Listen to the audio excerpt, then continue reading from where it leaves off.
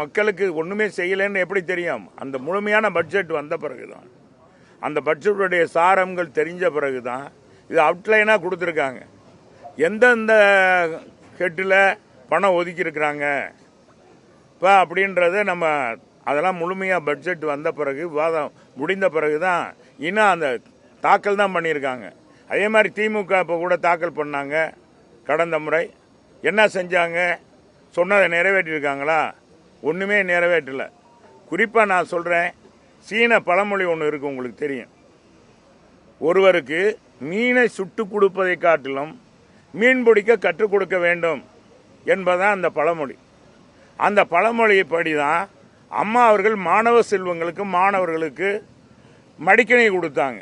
வாழ்க்கையில் உயர வேண்டும், பல்வேறு நிலைக்கு வர வேண்டும், உலகம் சார்ந்த கல்வியை அவர்கள் எட்ட வேண்டும் என்பதற்காக, அறிவு சார்ந்த கல்வியை பெற வேண்டும் என்பதற்காக மடிக்கணி 54 லட்சம் மாணவர்களுக்கு கொடுத்தாங்க. நாங்கள் இருக்கும்போது கொடுத்தோம், எடப்பாடியார் கொடுத்தார். இவங்க என்ன 1000 ரூபா கொடுக்கறதுக்கு ஏகப்பட்ட கண்டிஷனை போட்டிருக்காங்க. பெண்களுக்கு 1000 ரூபா கொடுக்குறாங்க. தாலிக்கு தங்கம் கொடுத்தோம். யாரும் கேட்டாங்களா? கேட்காமலே கொடுத்தாங்க. இன்னைக்கு எங்கள் அம்மா இல்லை, ஆனால் தாலி அந்த காலத்தில் அவங்க தாலிக்கு தங்கமாக கொடுத்தது இன்னைக்கு தாலியாக தொங்கிக்கிட்டு எத்தனையோ மாணவிகள், எத்தனையோ திருமணமான பெண்கள் மத்தியில் இன்னைக்கு ஏழை பெண்கள் திருமணம் முடிந்திருக்கு.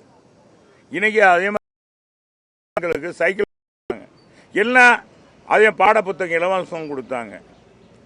பார்த்தீங்கன்னா 14 வகையான உபகரணங்கள் மாணவ செல்வங்களுக்கு கொடுத்தாங்க. காலில் போடுற பூட்ஸில் இருந்து எல்லாமே இது கொடுத்தாங்க. கர்ப்பிணி பெண்களுக்கு உதவி பண்ணாங்க. இதுதான் வளர்ச்சிக்கான திட்டங்கள். உண்மையான அம்மா உலக முதலீட்டாளர் மாநாடு நடத்தினார். எங்கள் எடப்பாடியார் நடத்தினார். உங்களுக்கு எல்லாம் நல்லா தெரியும். எவ்வளோ முதலீடு ஈர்த்தோம், எவ்வளோ வேலை வாய்ப்பு வந்தது. இன்னைக்கு 7 துறை முன்னிலை வந்துச்சுன்னு சொல்லி விளம்பரம் போடுறாங்க. பக்கமாக விளம்பரம் போடுறோம். அனைத்து துறையும் முன்னிலையில் இருந்தது எங்கள் ஆட்சியில். இதுக்காக பாராட்டினாங்க.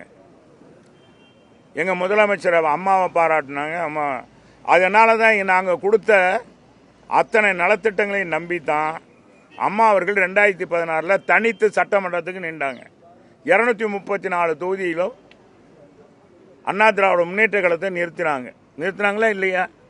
வெற்றி பெற்றாங்க. அது மாதிரி இவங்க என்ன செஞ்சுருக்காங்க? எதுவுமே இல்லை.